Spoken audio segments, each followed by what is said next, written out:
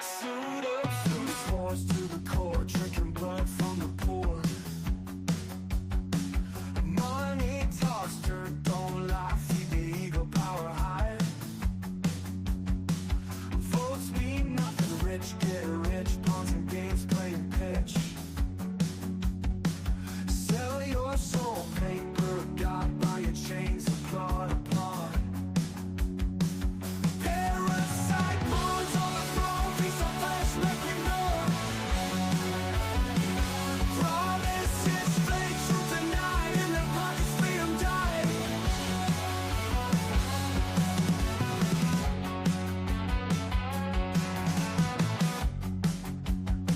Sell out smiles on the screen, corporate puppet, they're obscene. Eyes closed, keep us blind, red shackles till mankind. Lies and greed move the land, power clutching on your land.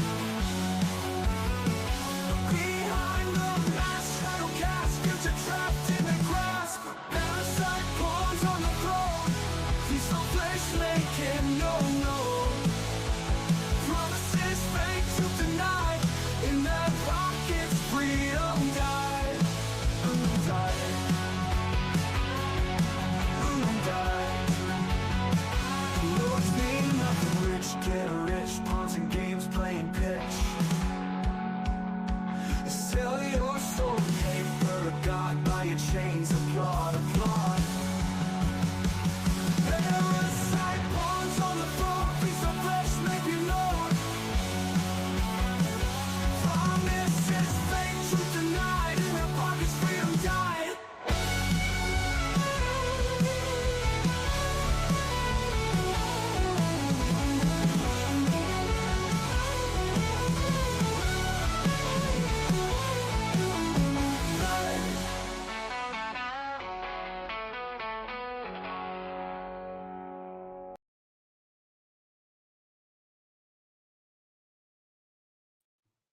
Good morning, afternoon, or evening, depending on where you're tuning in from. Welcome to Burn the Corporate Fiction. I think I like the other intro song better, but I figured I'd give that one another shot. It's tough to find good non-copyrighted music, so you have AI make it up, and it's hit or miss, right? This morning, I'm going to endeavor to explain, in light of all the USAID controversy that's come out and all of the people screaming their heads off about their gravy train being stopped and all of that, I figured I would endeavor to highlight how that is just the tip of the iceberg when it comes to the philanthropathy taking place, all courtesy of the bar pirates across the pond, of course. Basically, they've created a system where where all people are paupers given settlement certificates, which is actually what the birth certificate is, allowing you to work on some corporate tax plantation. And that, of course, is twofold. One, allowing them to enrich themselves while claiming to be for the benefit of these poor paupers. And secondly, of course, to place the judge in the position of God under courts of equity, which is exactly what courts of equity are. See, when two or more people have an interest in property, the title becomes split. And this happens through registration, as I've explained many times. And I'll get into, of course, here shortly.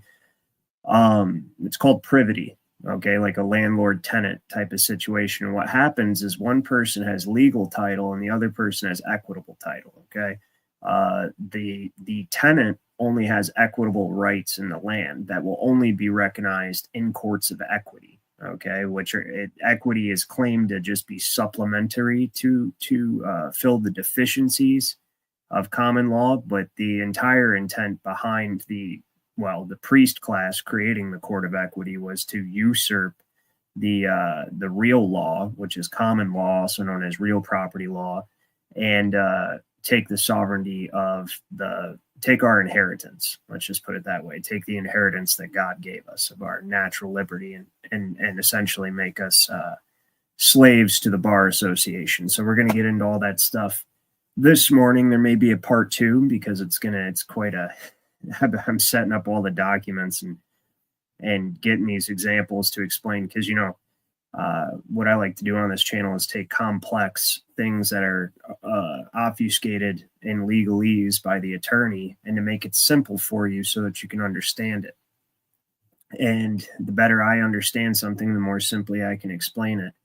And I've really been delving into the history of the states specifically. We're going to go through a couple old books of Michigan, and we're actually going to go through the Pennsylvania, the very first Constitution of 1776 to illustrate some of the points tonight. And trust law it's actually essentially when two or more people have an interest in property, there's a trust created when that property is for the use or benefit of someone, right? And so it's usufruct. Trust is usufructuary. It creates the usufructuary situation where one person has the right of use and the one person has the right of ownership. And the person who has the right of use, his rights are only enforceable in courts of equity because he only has equitable rights, which are basically rights that were granted to him via an agreement or contract or some sort of express trust, or even implied trust in some cases, I suppose, but it'd be harder to enforce the rights. So let me say good morning to those that I have with us this morning. We have Theo Shen from Kentucky. Good to see you, man. Mr. Super Sidewinder. Seems like I haven't seen you in a while, man. Good to see you. Dead and Drumming, good to see you. Another Juris Society, my two Juris Society members in here this morning. Let's see, one more quarter. Dylan Heron, another Juris Society member. Good to see you guys.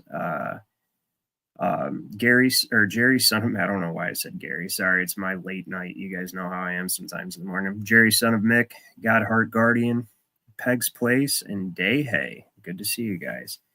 So if I missed anybody, I don't think I did. I apologize. And if you're on the Rumble side, I do not have the Rumble stream open right at the moment, but I will get that open. StreamYard really needs to fix that situation. So I do actually want to start by reading a comment. You know what? I'll open it right now because there's a comment that one of our Rumble subscribers made about Philanthropaths, and it was quite apropos for this morning, so I figure you guys might enjoy it. We can kind of start things out. Yep, little echo there, my bad. He says, you guys will enjoy this. Where the hell are the comments at? Okay, a philanthropath wants you dead for the good of humanity. A philanthropath wants you enslaved for the good of liberty. A philanthropath wants you silenced for the good of free speech. A philanthropath wants you confined for the good of your health. A philanthropath wants to surveil you for the good of security, for your safety, right? Philanthropath wants you to eat bugs, right, for the good of the planet. I have no idea what that word is.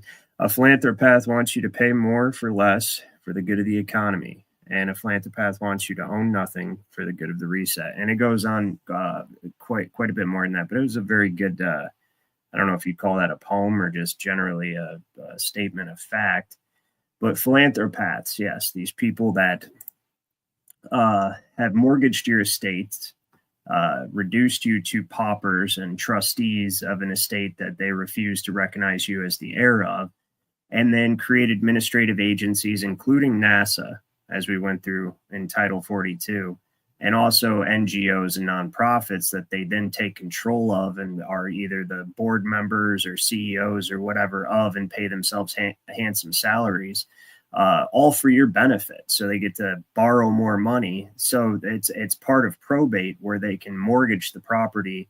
They can sell or mortgage the property of the estate of somebody who's under wardship or guardianship for the benefit of that person. So when the entire country went broke, or, when the United States corporation went broke, and so did all of its personnel that had agreed to accept the protection of their rights in exchange for giving the corporate state an interest in their estate, their body, their sweat equity, which is what the 14th Amendment does, they merely took their right through the registration and their ability to mortgage that estate for the good of the people that they are taking care of. That would be the 14th Amendment citizen or infant.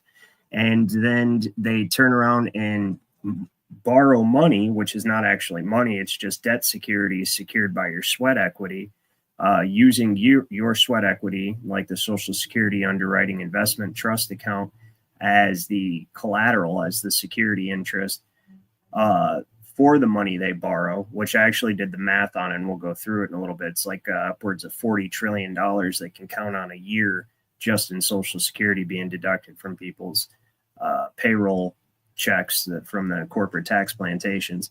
And they can borrow that money as long as it's for your benefit. And then, of course, they create all the agencies and corporations and everything that benefit you so that they can just funnel that quote unquote money, which is not money, right back into their own pockets. So while I gather my thoughts and think about how to begin this, explaining this complex subject in a simple fashion, let's go ahead and watch. Let's see what some of USAID has spent money on this morning, shall we? Let's see. Yeah. Wait, what text place? He says, amazes me how these are still walking around. I'm not. So Godheart Guardian, we'll get into that. Hopefully by the end of today, you'll understand better about what a grantor, trust and trustee, and the beneficiary and the positions of a trust and exactly how it works. That's my intention this morning. So, but let's go ahead and see the kind of crazy shit they've been borrowing money, or not money, but basically, you know, how do you even explain it? It's because it's not money. It's debt securities that represent your sweat equity. That's what Federal Reserve notes are. But they're accepted as currency. So it's how they've been generating currency for your benefit in order to enrich themselves by, of course, swapping that currency, I'm sure, into hard assets and actual wealth like gold and silver and stuff like that. So, and land and everything else. But let's check this out without further ado. This was pretty funny. I don't know how YouTube will feel about this, but being as it's on YouTube, I highly doubt they'll strike me for it. So we shall see. Let's see. Maybe I should speed it up just a little bit in case C-SPAN. I don't think C-SPAN can give you a copyright thing or whatever. It's public, but just in case, we'll do. Let's see, 1.25. All right. Days from my colleagues across the aisle on Donald Trump, Secretary Rubio, the Department of Government Efficiency's plan to reorganize the U.S. Agency for International Development, or as we all now know, USAID. They're screaming about Elon Musk over there, but hey, George Soros and his boy are okay. You know, they scream that we're all a threat to democracy when they've been systematically dismantling democracy before our eyes. They've been caught with their hand in the cookie jar, and there's no going back. So I would tell my colleagues across the other side of the aisle, take your salty tears and sit right back down. USAID has long strayed from its mission to effectively and efficiently administer aid to advance American interests. USAID has become rotten to its core, sacrificing the prudent use of taxpayer dollars at the altar of advancing radical, sinister social and political agendas abroad. From discriminatory DEI initiatives to extreme gender ideology to marginalize real bona fide biological women. For decades, while homeless veterans sleep on. I just have to say, I'm definitely not a statist, as in I think that the reason we bound the government with the chains of the Articles of Confederation primarily in the first place, and then they say the Constitution, but that's not necessarily true, is because they are a bunch of criminals. And usually people who seek those positions are generally only criminals and parasites of one form or another. With that being said, this chick's actually pretty funny. And, you know, I don't disagree with what she says here. Our streets, our communities rebuild from natural disasters, and American families struggle to get by. USAID has pillaged and plundered the American treasury, essentially lighting American taxpayer dollars on fire, funding some of the dumbest, I mean, stupidest, just dumbest initiatives imaginable, all supported by the left. And that's why their party is crumbling. Today, I'm going to expose some of the initiatives USAID has funded over the years and ask each of you a yes or no question. If you believe these expenditures of American taxpayer dollars put America first. So it'll be yes or no. USAID awarded $2 million to strengthen trans-led organizations to deliver gender-affirming healthcare in Guatemala. So to each of you this morning, does this advance the interests of American citizens paying for trannies in Guatemala to the tune of $2 million? Yes or no? Yeah. I have no position. Listen to the question okay, she's asking. USAID awarded over. Listen, after she presents each thing that they borrowed currency, I'm just going to call it currency, for, your benefit. She actually uses the term benefit. How does this benefit the interest? Because that's what the whole entire system is set up around. Initially, in the first place, governments are trusts created by the people for the benefit of the people, but you're outside and above that trust unless you are dependent upon that trust for your subsistence and the maintenance of your estate, which is what we're going to get into. Then you come under that trust and you are subject to that trust because now that trust has an interest in your estate, right? That entity has an interest in your estate. And once it has an interest in your estate, it has basically the right to administer the estate. So, when your estate's dependent on that entity for its subsistence and survival, it has a right to tell you how to, because there's some form of incompetence or some form of, and this is common law, actually. This is how states people come out of common law into administration, which is equity. It's all equity. All trusts are administered in equity. They're all trust disputes and any conflicts or enforcement of obligations or anything, that all takes place in equity. We're going to go over some of that as well this morning because equity and the jurisdiction of equity has plenary power over the enforcement of trusts. That's why they wanted to turn everyone into trusts, which you are. I actually have some Investopedia and stuff. If you guys can, I'm going to try to put it as simply as I can, not because I think you guys are incapable of understanding it, but just even for myself, and I tend to have a gift with this type of thing. I've had to study it over and over and expose myself to the concepts over and over and over and over again to understand them. So I'm going to try to explain them as simply as possible once we get to the financial side of this discussion this morning, if we get that far, because like I said, there might be a part two, but let's finish watching this, then we'll get into the meat of this. But listen to some of this dumb shit and show after each question or after each recital of the absolutely ridiculous thing they're spending millions of dollars on, she says, how does this benefit the American interest, or whatever she says? You'll hear. For $750,000 to fund alleviating loneliness among migrant garment workers in India. Does this advance America's interests, Governor? Or advance America's interests? I have no position. USAID awarded $1.5 million for providing a gender-sensitive response to migration at the Venezuelan border. Does this advance America's interests, Governor? No. No, I have no position. Does this advance the interest? Okay, so USAID awarded $4.3 million on October 1st, 2023 to a group to fund comprehensive health services for men having sex with other men in South Africa. Does this advance the interest of what's American important citizens, right Governor? there. I'm glad there's No, millions of dollars I on bet you that. don't. Okay. USAID awarded $1.5 million to advance diversity, equity, and inclusion in Serbia's workplaces and business communities That word by promoting equity, economic empowerment and opportunity for it's LGBTQI significant. plus people in Serbia. Does this advance America's interests? No. No. Nope. You have no idea, right? Okay. USAID awarded over $70,000 So you to a guys group get to the deliver idea. a It's lot. pretty stupid shit. So let's get into the meat of this. Essentially, the very first thing everybody has to understand. Let me close this. That is funny if you guys haven't watched that, because she does go off and she uses a slur against the Transformers, which I found very funny. And one of the other clearly soft-hearted, well, not even soft-hearted, just flaccid, pathetic excuse of a man actually objects and says, point of privilege or whatever the hell he said. She was using a slur against, and she's like, listen, dude, those people are lunatics and I don't give a shit. And then she said it over. It was pretty funny. So if you guys have a chance to watch, it's pretty good. But let's go to, where was I going to begin this morning? Yes, Black's Law. So estates, first of all, one of the very most important pieces of knowledge that they've removed from you is the knowledge that you have an estate. Everybody thinks of the term estate as in some like grand manor or, plot of land or something, but that is not the definition of an estate. An estate is all of the land or other property that you have an interest in. Now, what is the word interest in? It doesn't mean, I want to see about it, I'm interested. No, the word interest at law, or when you're talking legalese, interest means you have some sort of vested interest in it. Like you are, you depend on it in some way, or you have a financial obligation, or it has a financial obligation to you, whatever you have an interest, you're tied to it, right? So that's what estate means. And I'm going to show you guys exactly.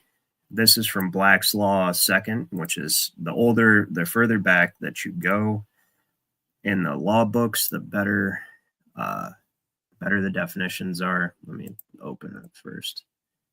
So it's going to be not discretion. That's we'll get there. Not honor.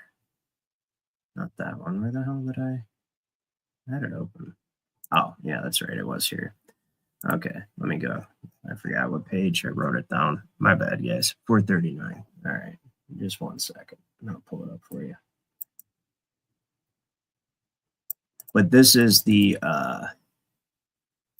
substantive definition of what an estate is. And this is important to understand because this is what so settlement, we're going to get into that. Let me just show you. Was it 439 I said? Okay. Damn.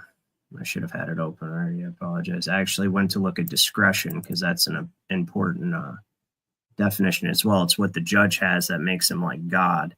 And equity is discretion. So in the Magna Carta, it says that the estates will come under the administration of 2 discrete men of that fee. And then the Michigan, because I told you, common law is rigid and unflexible because it's not created by man. It's only recognized by man. That's when it becomes common law.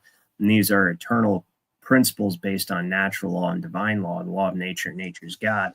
So the jurisprudence of common law stays the same for like a millennia. Right. That's why they needed to pull everyone out of common law so they could create this artificial fictional world where you basically man takes the place of God. That's what the whole scheme is all about. But here we go. I found it. So I believe this is it right here. Negative. That was totally not it. And damn it. I have like 4 different Black's Laws open. So. This one? Yes, estate. So the estate is, the very first definition is the interest which anyone has in lands or in any other subject of property. Okay, that's what the estate is. So everybody has an estate. If the only things you have to your name is a t-shirt and a tin cup, that is what your estate consists of, but you still have an estate. And most importantly, what the main portion of your estate and all living men and women is you, your body. That is part of your estate. Your labor and your sweat equity all throughout history, and especially like throughout the colonial era, is something that can be mortgaged and traded for something else. Like I use regularly the voyage to the colonies. An Irishman or woman who wanted to come to the colonies, she could enter into a contract to agree to labor for a certain amount of time. And that is a mortgage of her estate. She's indenturing herself. She's using her estate as collateral. The only thing her estate consists of is her ability to labor. And that is what's taken for value, right, in return for the voyage across the ocean. And then once they get across the ocean, the ship captain has that contract representing the legal title to her estate for 5 years of labor, or his estate for 5 years of labor, right? And that has a financial value assigned to it, whatever they agreed on, which would be the value of the voyage across the Atlantic Ocean.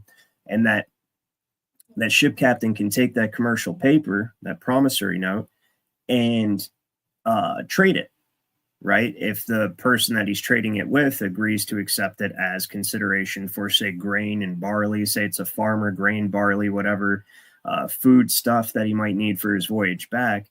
And now that plantation owner becomes the legal title holder over the estate of the indentured person, which that estate consists of his body and his labor and his rights to property. So anything that he produces, that his will produces, for the course of 5 years belongs to that plantation owner as the consideration for what he traded the ship captain. So it's a big game of cups kind of, but or hot potato, but like that's literally how the law merchant has worked for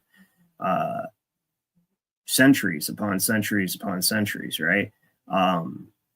That's how law in general has worked. So you guys get the idea. You have to have an estate, right? Now, your estate is the interest which anyone has in lands. Now, the interest that you have, and specifically yourself and your immediate domicile, determines your status, your estate, your status, your standing at law. Now, if you have absolute title to your estate, if you have absolute ownership of your domicile and your property, right? So you've got a piece of land, you have absolute ownership over it. Nobody can charge you for the use of it, and nobody can come on it or do anything on it that you expressly forbid, because you are the sovereign of your land. Now, if you're a tenant, if there's privity, right, and it's called privity, where two people have interest in the same land, like a landlord-tenant situation, which is what everybody has going on right now, then the rights that you have, so in the former example where you have absolute sovereign authority or title to your land and to yourself, you operate at common law, which is also called the law of real property or real property law, okay? If you only have equitable rights as a result of privity, right, as a result of sharing interest in the same property with somebody else who has a superior title, then your rights are only enforceable in a court of equity, and you have no access to the common law. This was how they were able to remove you from common law, by placing your body and everything else in trust, right, as property of a decedent estate. So when you go in the courtroom, they're not dealing with you. Everybody has a mistaken understanding that they're dealing with you as a person. They're not. They're bringing the estate into court because the estate is being charged, okay? And they take you as property and they create a constructive trust. So you cannot have a trust without an estate. A trust is a portion of property or all of the property of the estate that is basically that two or more people have interest in. So you could take, like, say, if you're a farmer, you could take a portion of your farmland and mortgage it out for a loan from a banker, okay? Now, that portion of farmland that you mortgaged out, or your entire farm, right, you now have lost your absolute title over it, your legal title over it. And now you only have an equitable title until the loan is paid back to the banker who lent you the money. And during the time that the loan is outstanding, all of the rents and profits of that land, meaning everything that's grown on it, any money generated from it, belongs to the banker until the loan is paid off, unless you guys come to some other specified agreement, which again, these things would be handled in a court of equity. Now you've lost your access to the common law regarding that land, and all issues and disputes regarding that land have to go through a court of equity.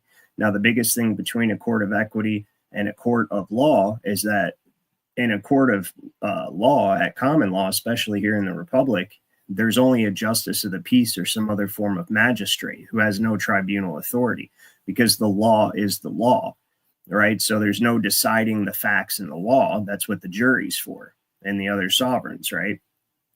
But when you go to a court of equity, there is a judge, and it's called discretion, okay? And so the definition of discretion, I actually pulled up for you guys over here.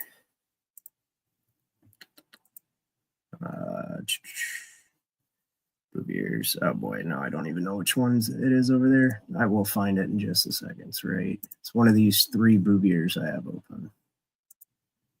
It's settlement. Discretion, here it is. Okay. So look what Bouvier says about discretion here, if you guys can see that. That is definitely not, damn, that took me way down.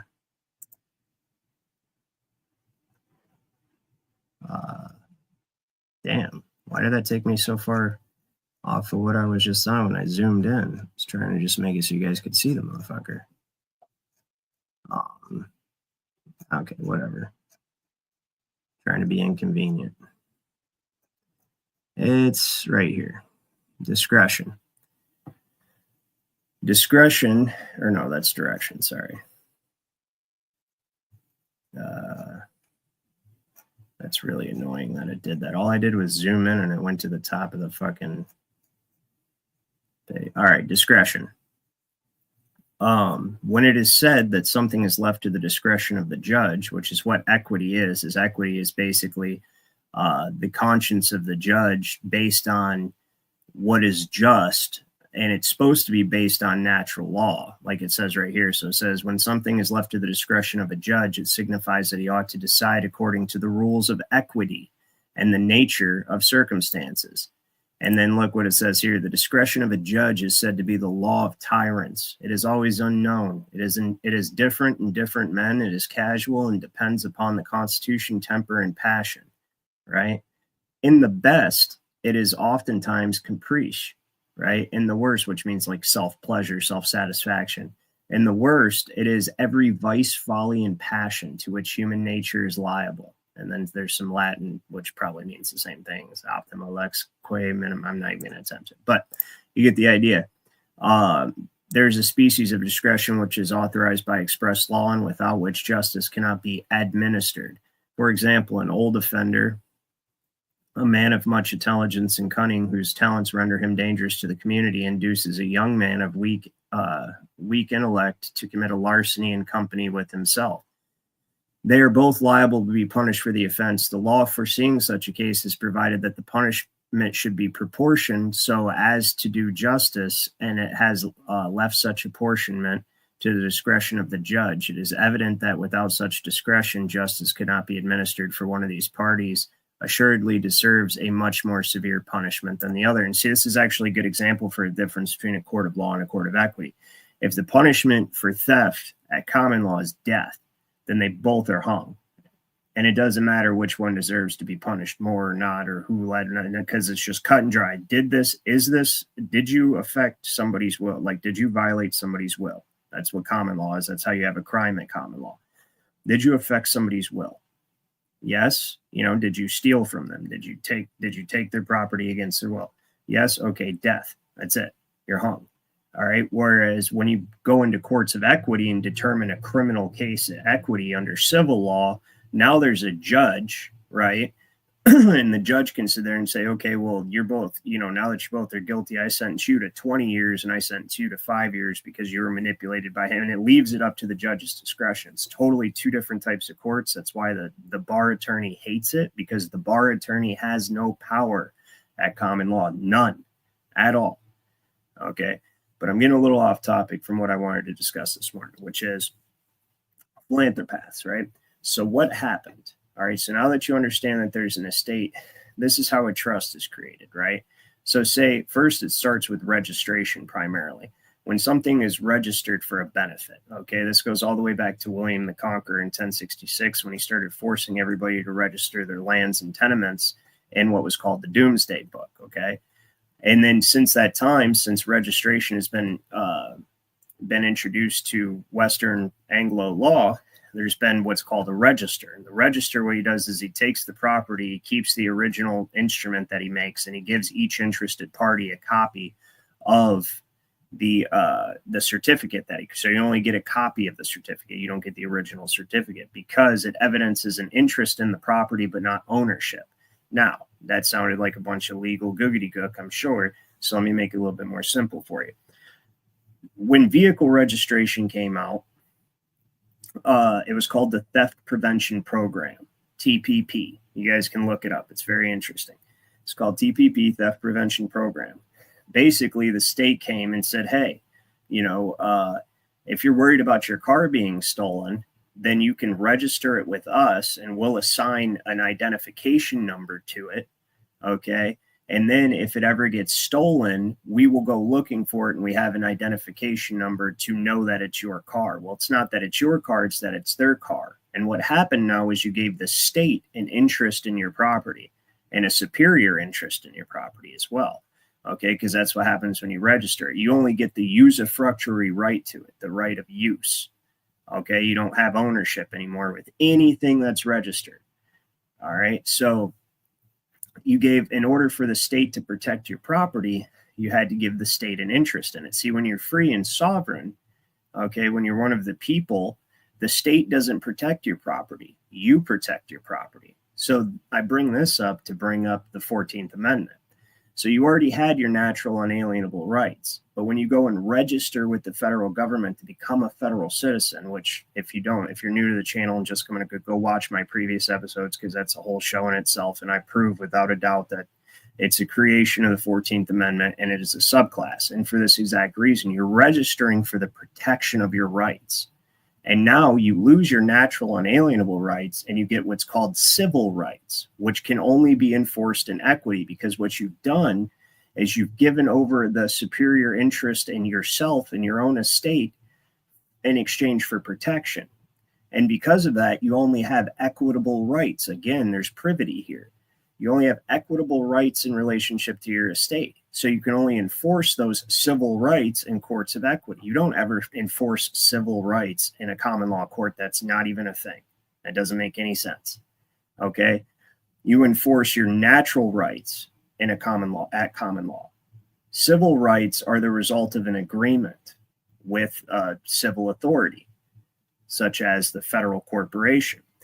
And it gets even deeper than that, but I'm going to get there. So there's also other aspects of this. Now, what they did in this country was they grandfathered in all of these things that have been developed in tandem, meaning alongside common law, since 1215, since they pretty much legitimized the priest class ecclesiastical court wearing the black robe and being able to administer your estate and probate your will. Okay. There's a whole bunch of like the Septic AV Act of 1666, which we've talked about ad nauseum on this channel. And that's where basically everyone's presumed dead unless they prove themselves alive with an action at law. And so therefore the estate comes under administration. They really know you're alive, but now they only treat you as property of an estate of which the heir is missing and presumed dead. Now you're just a trustee, just a piece of property, chattel on the estate.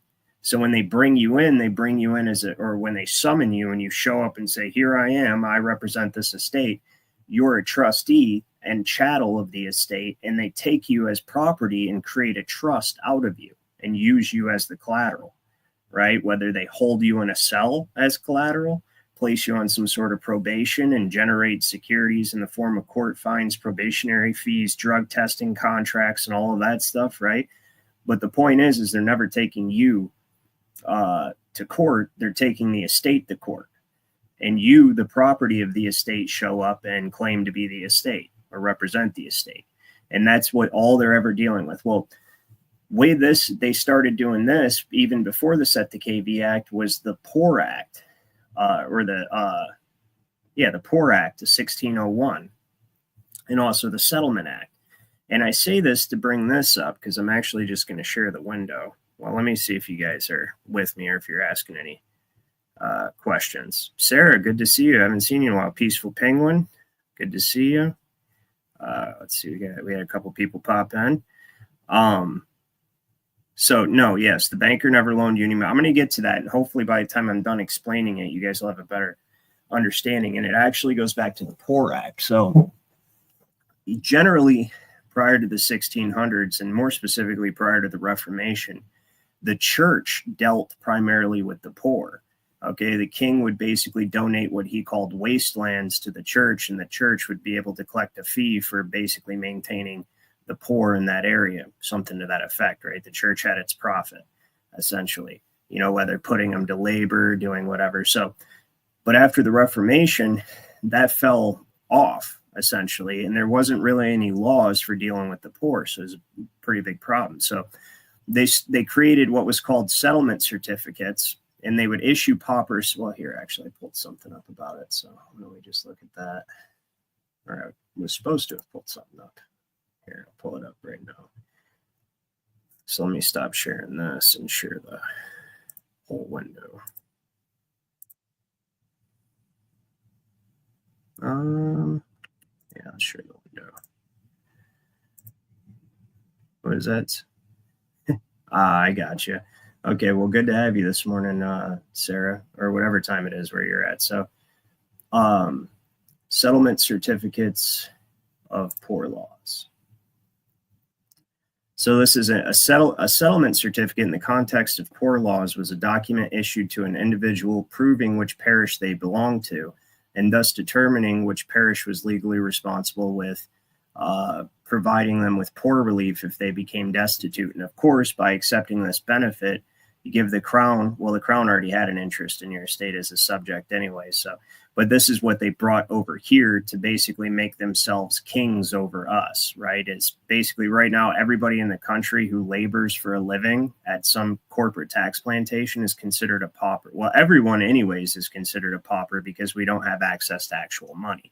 And that was one of the biggest linchpins to what they did by taking away our access to actual gold and silver and constitutional money. We're all considered paupers anyway. But the Social Security Act is basically, it makes you federal personnel. The birth certificate is your settlement certificate, which is what they talk about here. So the settlement certificate is the certificate gave someone the right, the certificate gave the right of a person to live and receive welfare in their parish of legal settlement.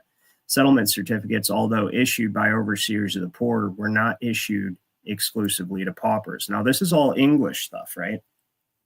What's interesting about this, and I want you guys to see this big picture, is so the Social Security number that you're required to have in order to get gainful employment makes you federal personnel and part of a commercial enterprise.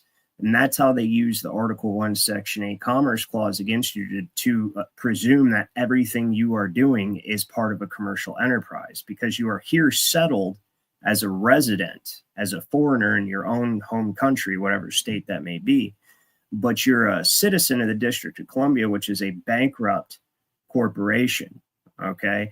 And because of that, and because that trust existed in the first place to take care of and protect the citizens who contracted with it for the protection of civil rights, it was then through the laws of probate, for just to keep it simple, and equity, was allowed to mortgage your estates to the Federal Reserve, right? Which is, and by mortgaging your estates, they issued these Federal Reserve notes, which represent your sweat equity, right? And they actually, the Social Security itself is an underwriting investment account. I actually pulled that up. So let's see if you guys can wrap your minds around this. Underwriting investment trust example.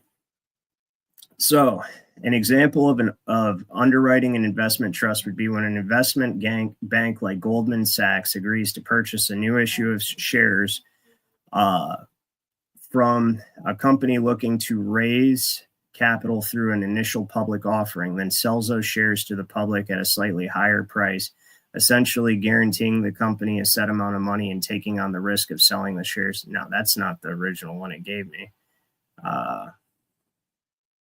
Here, I have it. I'll read it off mine. That's not, yeah, it's trying not to give me what it had given me already.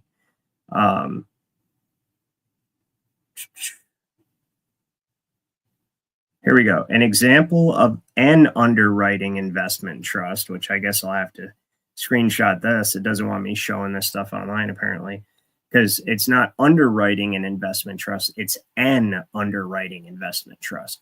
Would be a situation where an investment bank like Goldman Sachs, who's a huge player in this whole scheme anyway, acts as an underwriter for a newly created unit investment trust, okay? So the widely held fixed investment trust is the United States citizen pauper.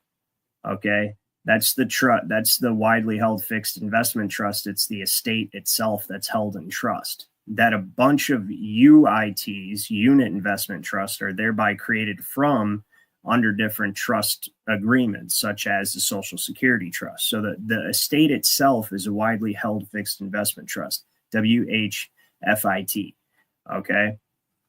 And then from that widely held fixed, that's why it's called widely held fixed investment trust. Okay. Is because many people hold interest in that trust, your estate. And one example of that would be the Social Security, which is one specific trust that they bring up. Let's see, I pulled it up. Or no, I didn't pull it up yet, so let me pull it up. Which is actually defined in this right here, where I have this Investopedia situation here, right? And so when it starts talking about types of investment trusts, tax-focused portfolio. This UIT strives to invest in tax benefit or tax-deferred investments, which is what Social Security is. This includes investing in state-exempt or federal-exempt fixed income securities. Well, let me finish reading the example of an underwriting investment trust, which is what Social Security is. It says that Goldman Sachs acts as an underwriter for a newly created unit investment trust, taking on the responsibility of selling all the shares to the investors at a set price of the UIT, essentially guaranteeing the issuer, whoever, so say the person who mortgaged the trust in the first place wanted X amount of money for it. Goldman Sachs becomes the underwriter for that. So say like this is how the states get their money and the United States get their currency in the first place. No, thank you. And in case they don't sell all the shares immediately, they guarantee to buy the remainder of the shares, because of course they don't sell us individually, they lump us together to buy the rest of the share, thereby guaranteeing that the states or the federal government get the amount of money they were looking to get for the mortgage of our estate. And that's kind of how it works. So, and the Social Security Investment Trust is the underwriting trust for the rest of the securities that are generated in this system, because all of our currency is securities, is evidences of debt that carry performance obligations. Basically, we're required to perform these various obligations associated with the indenture that profit the people who are invested in them. Does that make sense, guys? Or are you guys not getting it? What's going on, Ryan? How you doing this morning? So we can create our own corporation, totally. Yeah, you can, but here's the thing. You can go that route if you want to play in the sandbox, like I said, but the real key to this is removing your estate from administration. So let me get back, because I went way ahead here, right? So this is where it starts to get a little confusing. Let's look at what they've done. So essentially it all starts with being a poor indigent individual, right? So we have here, well, first let's look at the definition of settlement. So we were looking at settlement certificates, right? And so basically what the English would do, the king would do is, or his agents, they would issue a settlement certificate to the pauper, which would tell him where he's going to live. And then he would work at a workhouse, right, in order to basically be valuable and justify the expenses of keeping that person alive. It's seriously like that, right? And that's how it was. Well, they still carried on this practice, as we're going to see here. Let's look up the definition of settlement right here. Okay, where the hell did settlement go? You bastard. Keep doing this shit to me. Trying to make this show fluent. Settlement. Okay, the conveyance of an estate. So conveyance means selling, trading, the giving away, whatever. Conveying it means to alienate it from yourself, or to alienate one person's estate and convey it to another, right? For the benefit of some person or persons. That's what a settlement is. So the settlement is basically when you get a settlement certificate, you have given your estate to whoever gave you the settlement certificate in exchange for benefits of, saying, like being able to work. That's what the birth certificate and Social Security cards are. It's the conveyance of your estate for the ability to work in a massive nationwide poorhouse, where your estate becomes hypothecated and backs the very debt securities that you work for in the first place. Do you guys get what I'm saying? It's insane. So Texas wants you to go to the probate court and file your paperwork. Well, yeah, you can. Yeah, that's where you want to go to why not? That's actually, that's perfect. Yeah, because the probate is the main jurisdiction. They're doing everything through probate, because everything is the administration of your estate under the presumption that, you're just property of the estate and that the heir is missing or dead, and it's under administration. They have to maintain it, and that's how they mortgaged it, for the benefit and the maintenance of the estate. And then they create all these administrative agencies and NGOs for your benefit, right? And then borrow against them, they borrow against the estate for the benefit of the estate, but they control the administrative agencies and they control the NGOs and they work at them. So they're basically just paying themselves for your benefit, they're claiming to take care of you. And all the things that they say are for your benefit. I mean, for God's sakes, look at this, right? And if you haven't seen this before, you'll like it. I meant to pull it up beforehand, but got me a break because I've been working all night. So Title 42. Let's see here. Oh, yeah, we got to go Title 42. Title 42 is essentially where they appropriate and disperse all the money for your welfare and benefit. And that's what it contains: the health codes, the civil rights codes, and some other interesting things as well. Like, let's see here. Is this it? Yeah, the National Space Program. And this is under the public health and welfare. That's what Title 42 is public health and welfare. This is the philanthropath right here. This is how they commit their philanthropathy, right? And they, so NASA is for your welfare. And look at the, every single line, Congress declares that the policy of the United States that activates in space should be devoted to the peaceful purposes for the benefit of all mankind, right? The Congress declares that the general welfare and security of the United States. Congress declares that the general welfare of the United States. See how they keep using the term welfare, right? Welfare, welfare, welfare. This is the philanthropathy. They're creating NASA, the bullshit. You know what I mean? Perpetuating this ridiculous bullshit is for your welfare. And that's just by the broad clause of claiming that it's for your welfare and benefit. They're able to use the mortgage against your estate to appropriate money for the purpose of spending $63 billion a fucking day on nothing. Where does all this currency go? See, they created this for them. It's for your benefit, they say, but really it's for their benefit to be able to funnel public currency that they've generated from the mortgage of your estate into their private pockets. And so if you're new to this channel and I keep saying mortgage of your estates, I literally mean they mortgaged your estate. This is no bullshit. I've shown this a lot on this channel, but I always like to show it just so you know that I always back up everything I say with receipts. And it's going to take me a second to remember which one it is. I think it's this one. I want to say it's this one.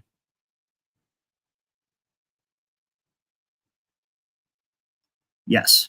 So March 9th, House Congressional Record, March 9th, 1933. This is from the Government Printing Office, congress.gov.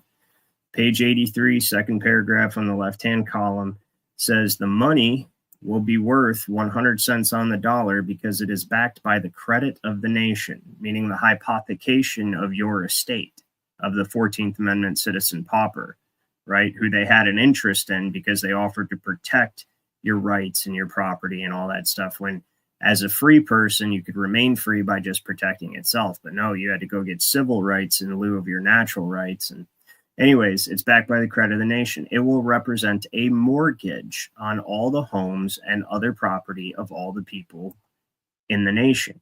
And see, that's the issue. When it's mortgaged, well, there's a trust created, right? So the real you, the one of the people of the state, is presumed missing or dead because you've never expressed your will, right? By the time you were 7, you've never actually expressed the trust or the estate, right? You've never expressed the trust. So you're considered dead or missing. And then, so it gets mortgaged because they pledged their full faith and credit to the debt of the United States. It gets mortgaged to the United States, but lo and behold, a trustee adopts a social security number in the same name as the estate and starts using it, right? So it's been pledged to the United States and given in the United States. Now that trustee is using that estate for the benefit of the estate, and people mistakenly think that they are the beneficiary. No, it's for the benefit of the estate and for when the heir comes back and claims it. Okay, and you are an infant pauper because Title I, Section 8 of the United States Code says that we're all infants. Anyone that's a 14th Amendment citizen is an infant. So Title I, Section 8, which was supposed to come up like right away, but oops, title section, that's not accurate. Title 1, Section 8. So it's actually going to just make me look it up again. Okay, whatever. No big deal. So it's right here.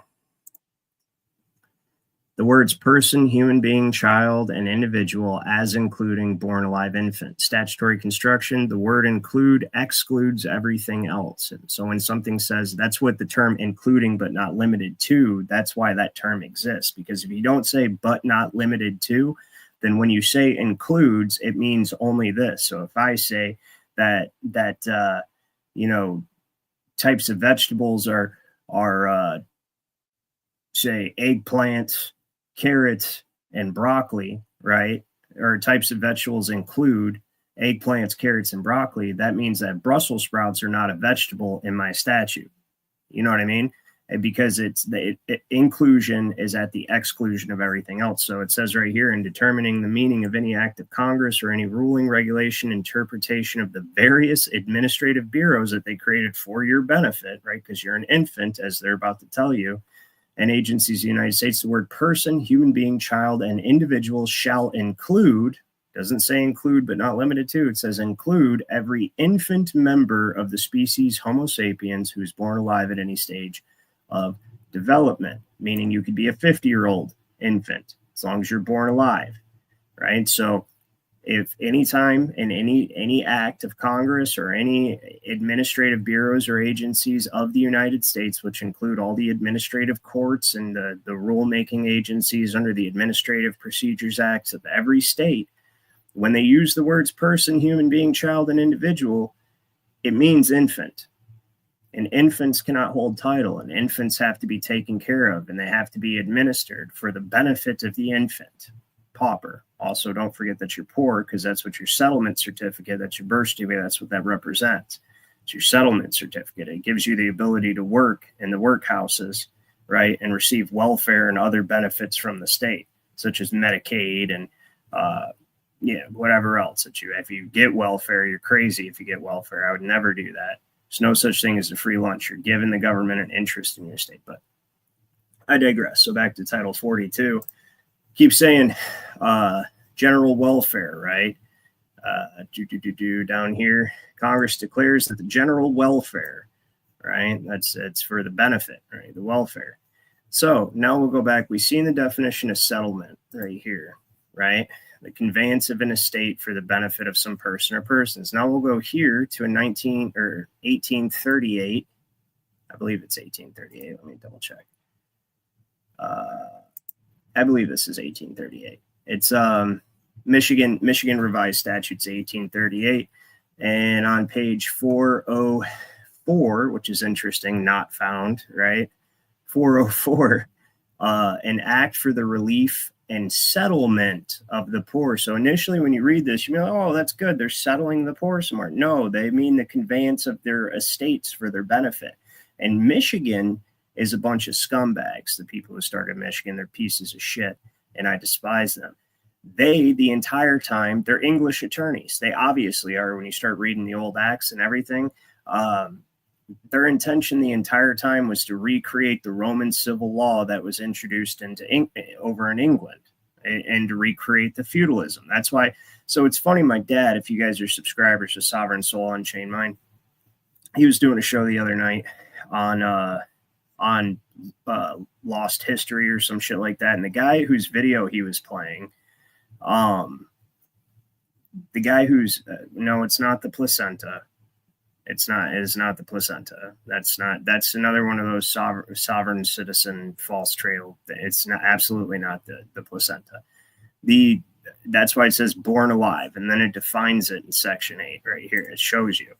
It says, as used in the section, the term born alive with respect to the species home means the complete expulsion, extraction from his or her mother of that member at any stage of development who after such expulsion or extraction breathes or has a beating heart, pulsation of the umbilical cord, or definite movement of voluntary muscles, regardless of whether the umbilical cord has been cut and whether or not it's been a natural or induced. So no, it's not the placenta. That's not a thing.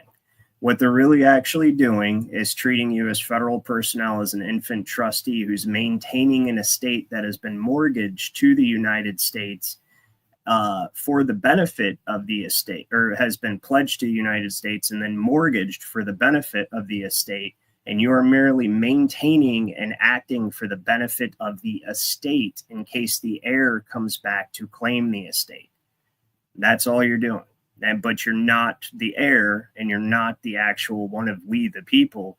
You're an infant trustee pauper of a decedent estate, and you're a foreigner to the state, so you only have civil rights subject to the legislation of Congress, because you have no access to common law or state citizens, since you only have an equitable interest in the estate in the first place. Any matters regarding any property of the estate, or any property that you think belongs to the estate, has to be taken to a court of equity while you're a 14th Amendment citizen, because you only have an equitable interest in the estate, and you're a resident of the state, of the state, meaning you're a foreigner, because you're a citizen of the District of Columbia and a resident of whatever state you reside in. So this is, that's not, I'm telling you, it's not the placenta, man. They do keep the placenta for whatever, because it's got a bunch of valuable stem cells and other shit in it. But that whole placenta thing is, it's not a thing. What I just explained to you is exactly the foundation of what they're doing.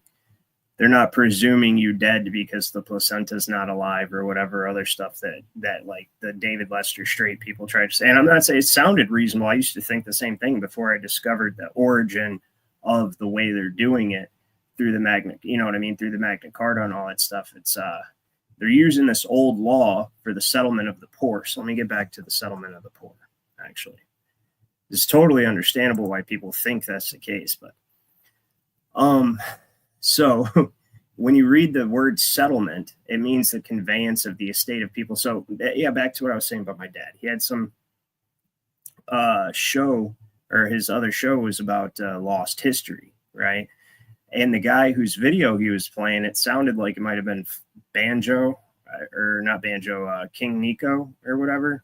I don't know. It sounded like, no, it was my lunch break or whatever that guy is. Yeah, it was one of those guys with an accent. He said something about Michigan. They started using orphan trains here in the United States, and Michigan was one of the first states to receive a trainload of orphans in the 1840s or like mid 1800s. Well, it was right around the time they started doing these acts. So see, the big difference between the northern states and the southern states. The southern states could actually use common law and be sovereign because it was mostly farms and plantations, and they were self-sufficient. Up here in the industrialized states, the dependency created by the civil society within a city basically created large amounts of poor and needy people that they then could not only usurp or take the settlement of those estates, or however you want to say, have those estates settled to them,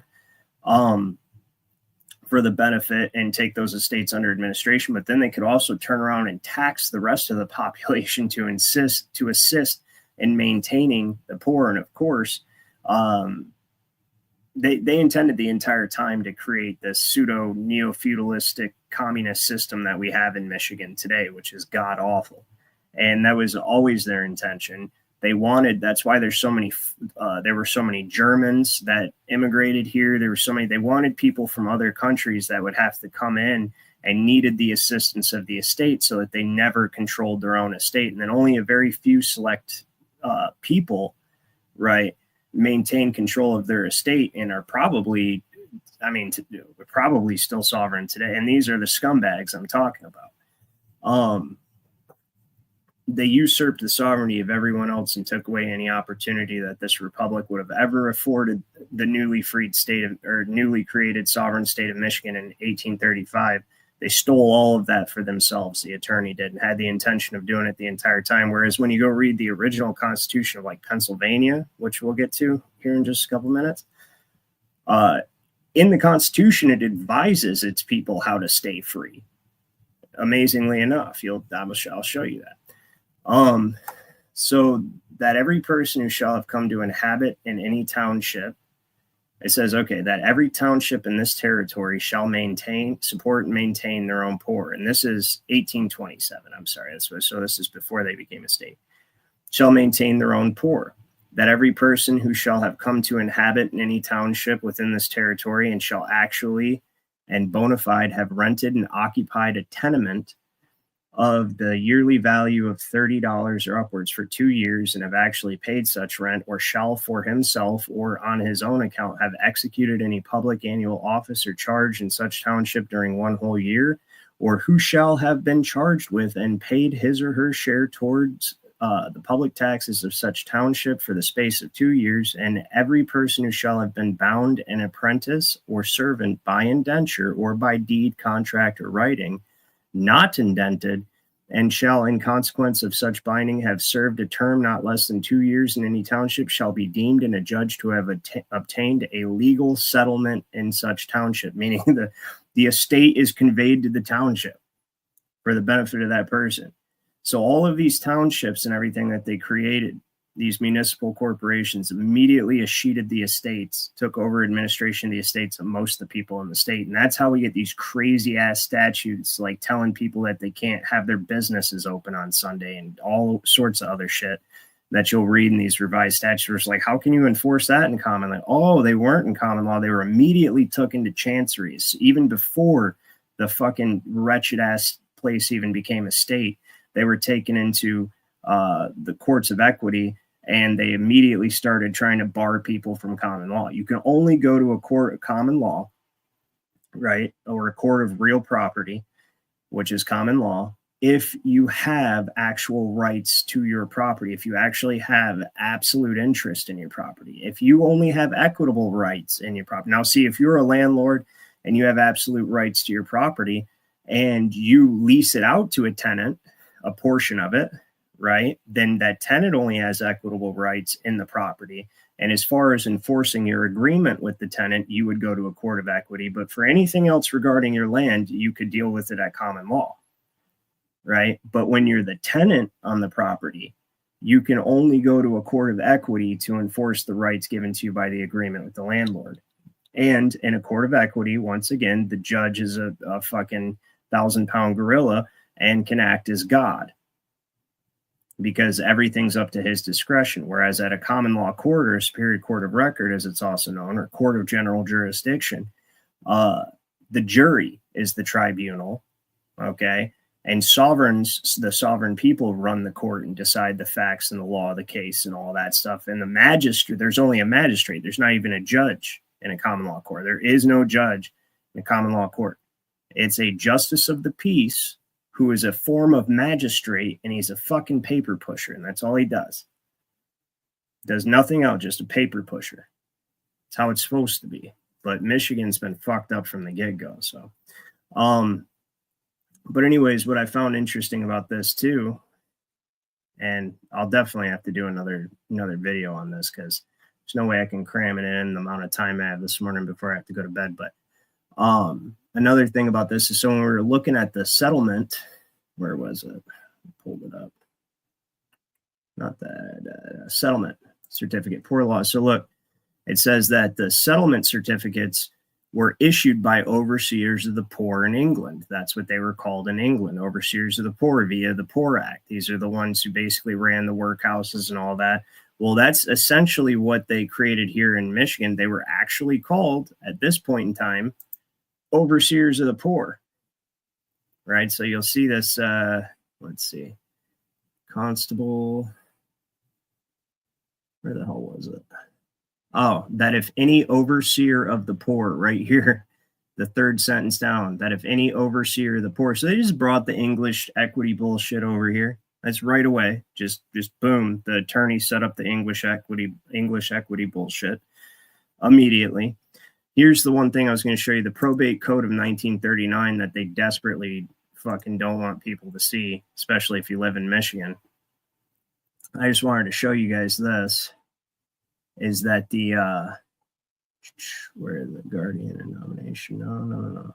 Guardians and wards, they have the right to sell. Well, first, let's look at all the ways that they could take people under administration, right?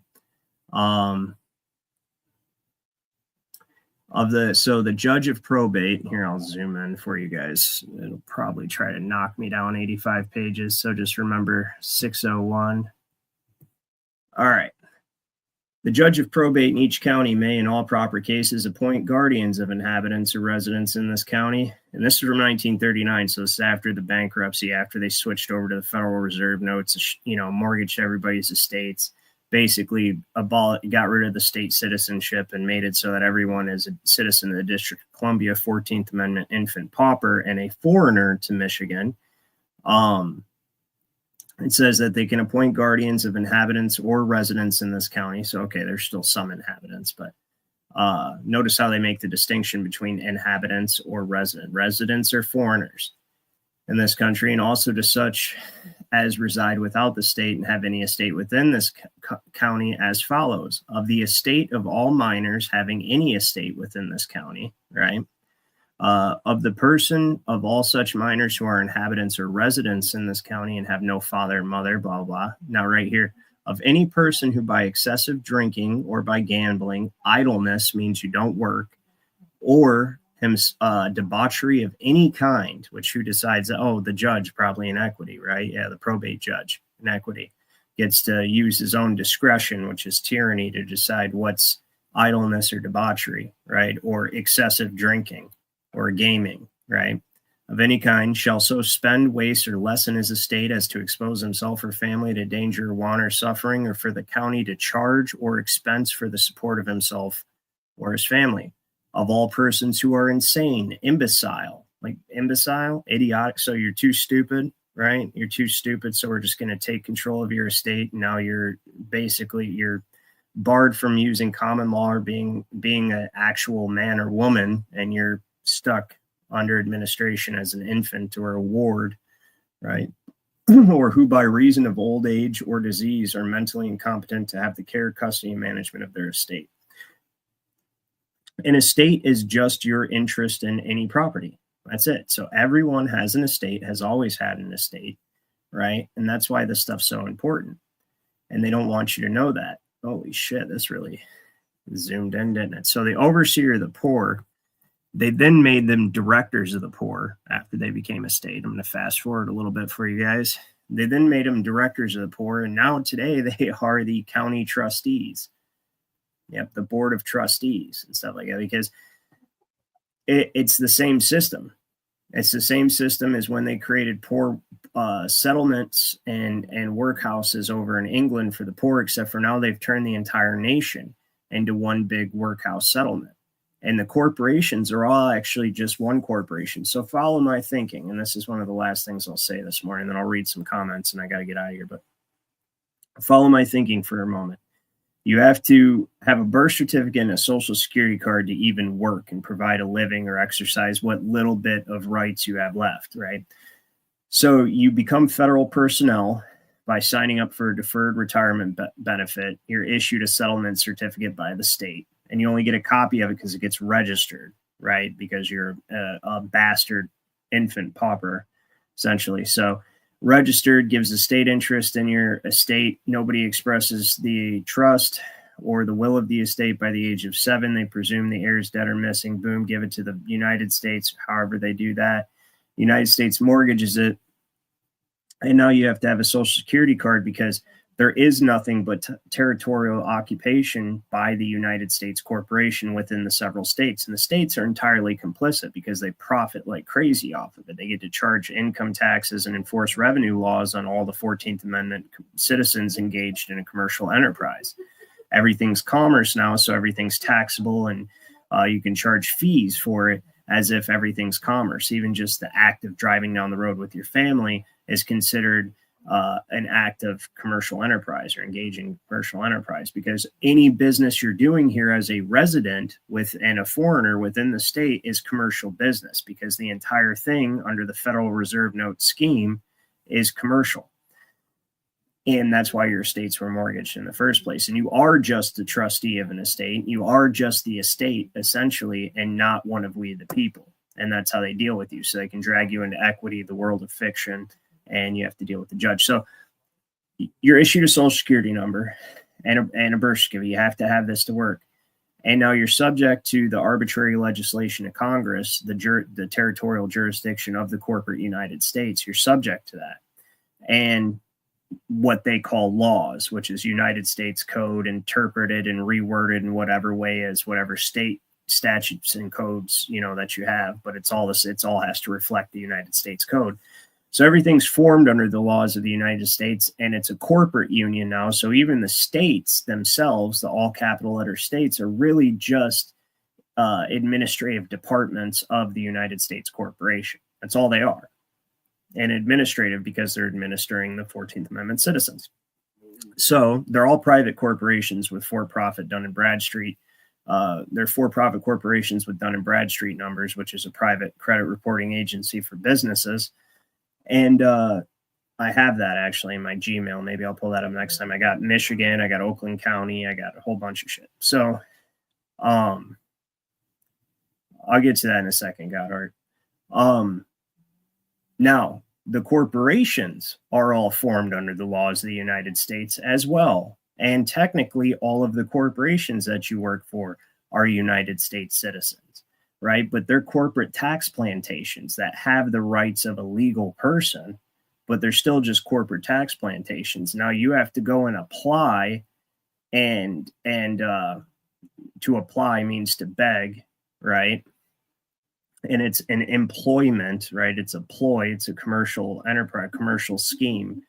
And you go apply, you beg to get a job at one of these corporate tax plantations, but all of these corporations are actually just one corporation, and it's the United States.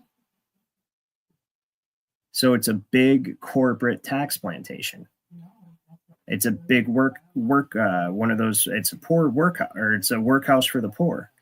And everyone in the state or in the United States, in the territorial jurisdiction thereof, are infant paupers who require the philanthropic endeavors of the wealthy people to take care of us, right? And of course, they have an interest in our estates, or in our property, in our bodies themselves, right? Because they're not our bodies, they're just properties of the estate that we're taking care of.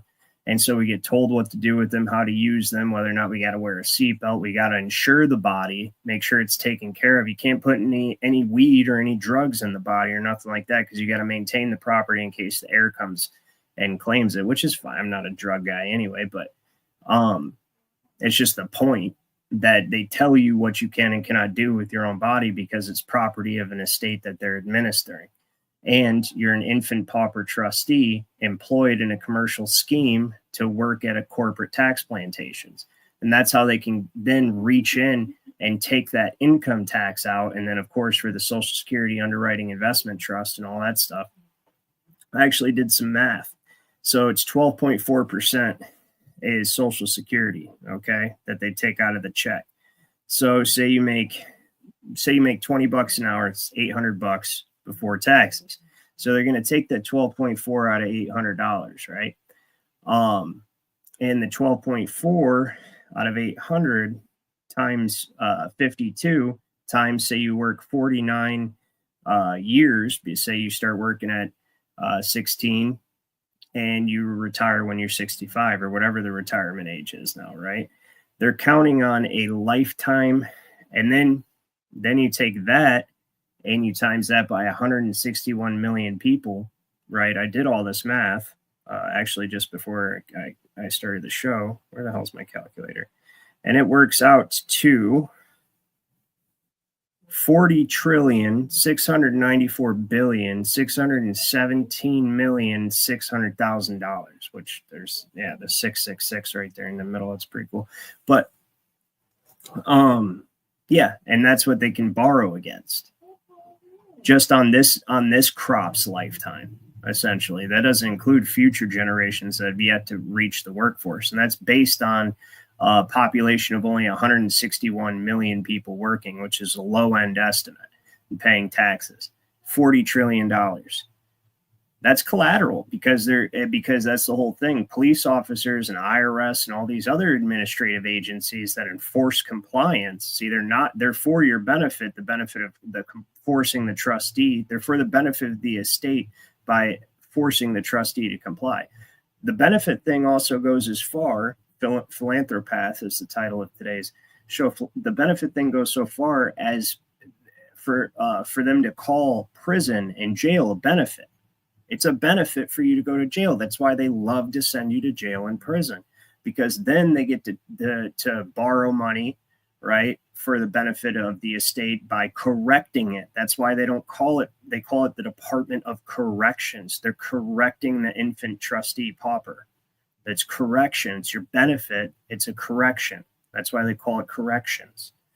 And that in itself is a multi-billion-dollar prison industrial complex that, I mean, so many people have their fucking fingers, and so many major corporations like Airmark and Trinity and fucking Global Telink and whatever other fucking, now they've got tablets in there, and also like all these private companies, all the companies that make the shoes, all the companies that make the clothes, and not to mention all the companies like Victoria's Secret that they get to use the prison labor to make their fucking products. We seriously are on a tax plantation. So let's answer some questions, because I feel like I was getting a little carried away there.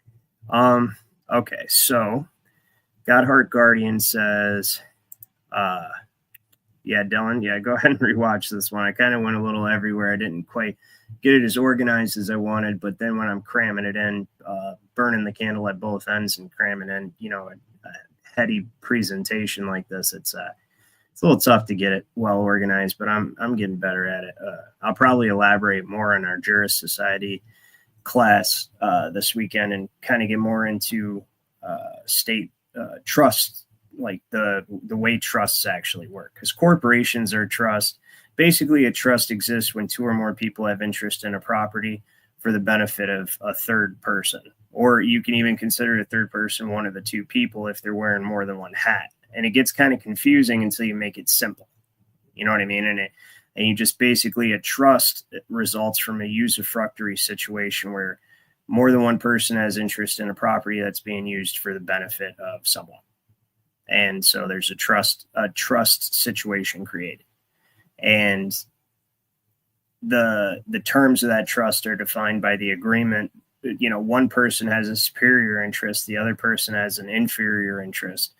And the person with the inferior interest has to put up security to guarantee the performance of whatever obligations are associated with the property that they're interested in.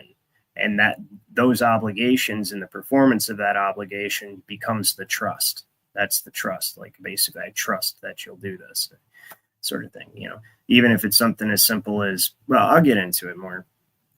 It's, I'm going to find a very simple way to break it down. I actually have this book, which is fantastic. It's called The Handbook of Trusts. It really puts it in, it's tough for me to recommend any of these for you guys to read, because until you guys actually really understand, I'm not saying you don't, but until you really understand these concepts, these various concepts like usufruct or privity, or what equitable versus legal is, or until you can associate like what constitutes a settlement or a trust relationship, right? Like for instance, people wouldn't second guess signing up for federal citizenship when it came about, because they didn't realize what they were doing was giving away, they were registering their estate with the federal government and giving away their superior interest in their own estate to the government in exchange for the protection of something that they already had. And one of their rights that they already had was the ability to protect that, right? So as you go back to where Benjamin Franklin said, those who sacrifice liberty for security deserve neither and will lose both. But God, our guardian, he says, based on trust law, can we somehow create a trust grantor, being God, creator of all? No, so that already happened. That's the whole thing. This whole concept of trust, it's biblical. It comes from the idea that God created the earth and gave it to Adam and Eve to hold in trust. That's pretty much, I mean, just put it simply, and I can elaborate more on it in a different show, but all principles of equity are essentially ecclesiastical. They're based on biblical principles, divine principles.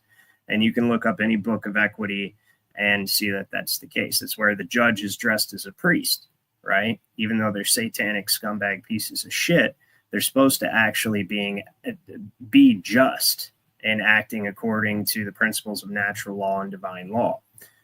That's what they're supposed to be making their judgments. So my point in saying this is that it's not necessary for you to create a trust and declare God the grantor. You already had it before they stole it from you. So all you do is reclaim it. That's what I teach. That's what we're learning in the Jurist Society. That's what I teach people how to do in the Jurist Society. And the reason I made that a membership is merely to weed out people who are serious from people who are trolls or would, who aren't actually if you don't have any skin in the game, then I feel like I'm wasting my breath if you're not actually interested. If it's just if it sounds like it's a fancy, like, oh, this is cool for the time being, but I'm going to get bored of it, and you're not serious diehard about it, then I'm wasting my time. And I'd rather deal with 10 serious people than deal with 1,000 bullshit people. And that's just the way I am with everything.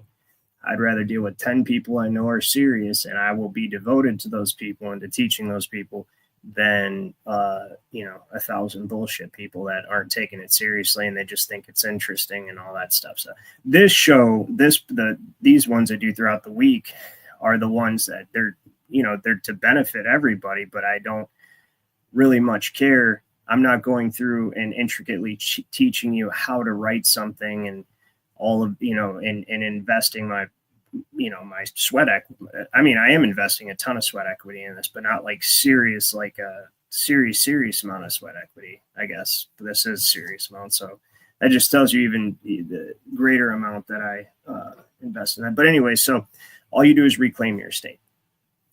You do that on the record, which is what before they introduced the registry system here in the United States, that was how we recorded all of our deeds. Okay, a deed means something done. So when you transferred or conveyed land from one person to another, it was recorded in a deed with witnesses, right? And then the other person acknowledged the deed, and that was that. And it was on the record, and it went into the land records, and then that was there for that plot of land. You say, okay, well, this deed, was done. It was transferred to this person, as so on and so forth. And that was when we had absolute title. It's so important to realize that when you register something, you split the title. Okay, when you're giving it to whoever you're registering it with in exchange for some benefit, right? That's what the 14th Amendment is. That's what the vehicle theft prevention was. Hey, register your vehicle with us. And then that way, if it's stolen, we put identification numbers on it, which is actually just them marking it as theirs and inventorying it as part of their property that you now have a usufructory right to, meaning the right of use, but not actual ownership. And they don't tell you that part. They just tell you, oh, we'll protect your property for you. And it'll be easy to find if you register it with us. Well, now everybody registers their biological property, their children, right, in exchange for civil rights and whatever other benefits. And now this commercial, just the privilege, the benefit of being able to engage in commercial enterprise because there's no money anywhere, right? That's considered a benefit. And all these other benefits like going to jail and,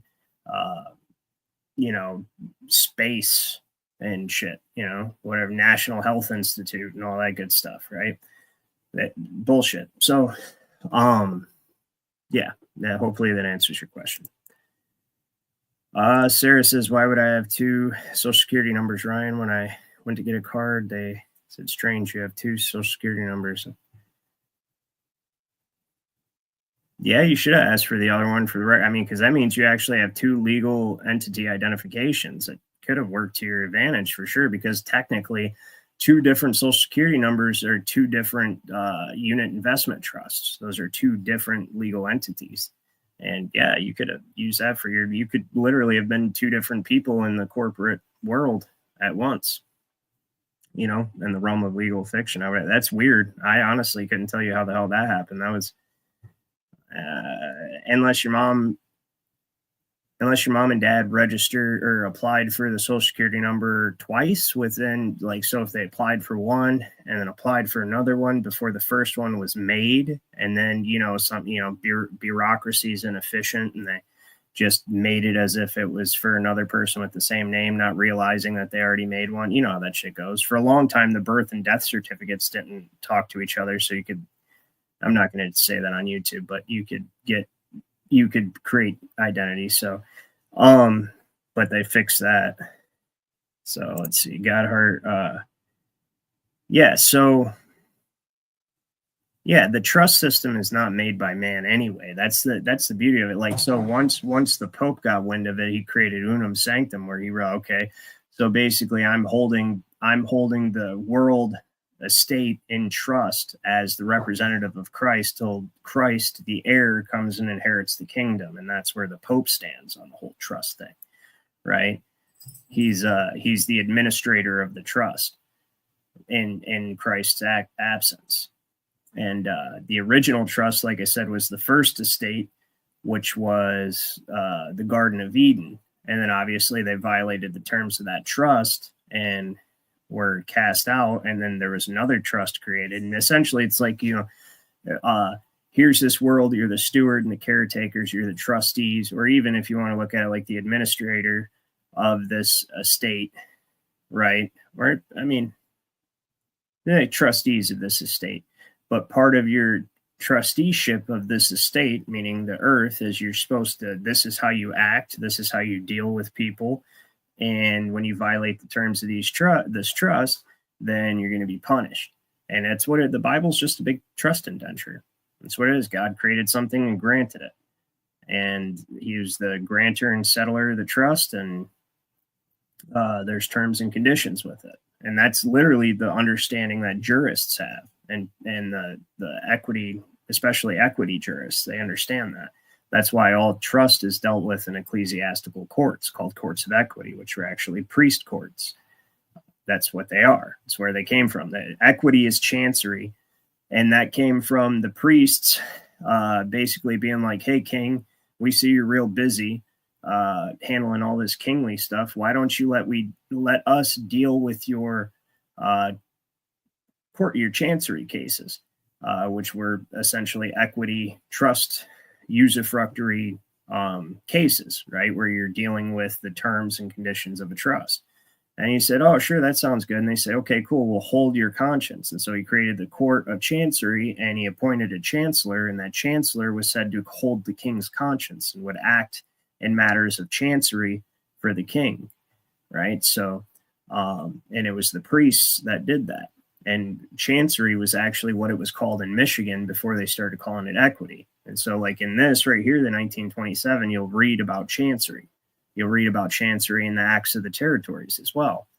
And then it only became equity once it became a state, because that's what we call it here in the United States, as basically a supplementary court. It's not law. That's why it's distinguished from law. It says, like Article 3, Section 2 says that the judicial branch will have jurisdiction in all cases of court or of law and equity. So it makes a distinction between law and equity, because equity is supplementary to law and basically is supposed to handle the things that common law cannot handle, such as the enforcement of equitable rights resulting from a trust relationship. So, all right, let's see, what else do we have?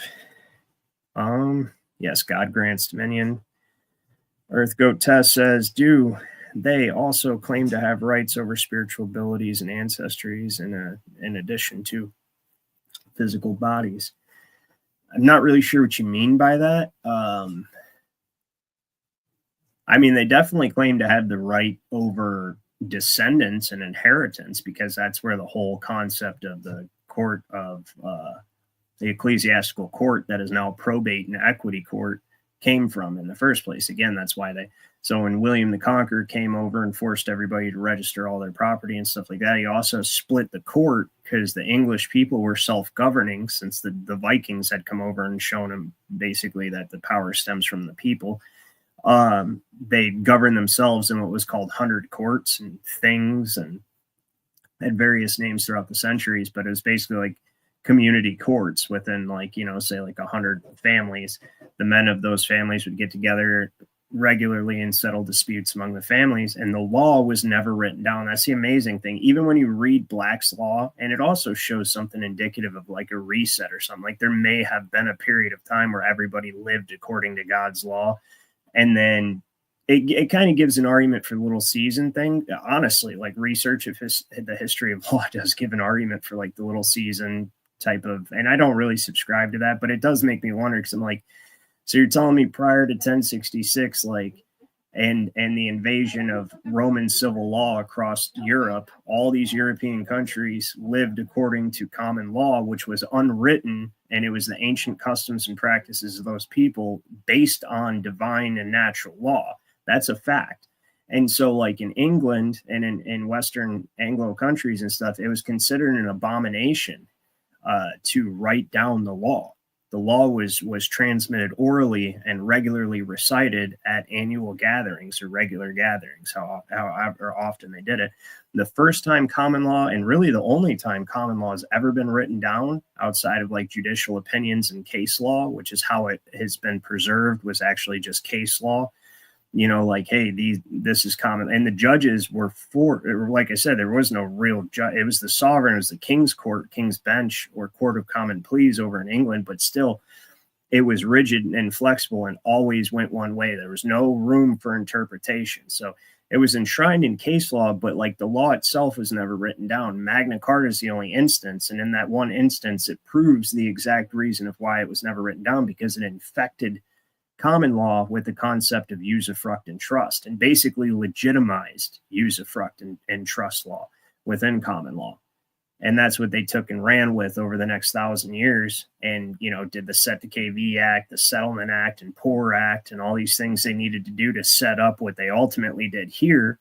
And then once they did what they did here, escheated everybody's estate and created one big workhouse in 1933, they then took the destruction that they caused around the rest of the world through the world wars and the banking system, and expanded the system of this, I guess you'd call it like legal slavery under trust indenture, to the rest of the world through the banking system by making the Federal Reserve note the global reserve currency. So hopefully that answered your question. So does the 36 trillion and national debt counter actually show the value of Americans' No, it just shows the debt. It shows what's been borrowed for the benefit. And that includes private debt as well. So it's what people have borrowed against their own sweat equity. You know what I mean? What banks have acted as middlemen to allow people to access their own credit for. And then, of course, what the administrative government has borrowed for the benefit and welfare of, you know, mankind or the United States, or however they wanted to word it in whatever particular act. But it's all philanthropathy. They're philanthropaths. It's the ultimate inversion of acting like you're doing something for the benefit of people when you're actually acting against them and for their detriment. So it's like the complete perfection of Satanism, honestly, the court system that we have right now. Yeah, well, they weren't forced into it. They were actually excluded from voting on it. And then, yeah, the representatives that they got after, but it wasn't even lawfully ratified, and they just declared it ratified. We've gone through that several times on you know what, maybe next time we'll just go through that whole section of congressional record and actually read the whole thing and explain each part of it. But yeah, it's June, or is it June or July 13th. 1967. I don't know. I have it in my files from Congress.gov, and it's a 14th Amendment equal protection law, or tool of usurpation. They go through, and these representatives explain exactly how it was never ratified and how it was used. And in the 60s is when they were switching everything over to the administrative commercial system. And so that's why those representatives were outspoken, I believe, is because they say, oh shit, this is what the plan was the whole time.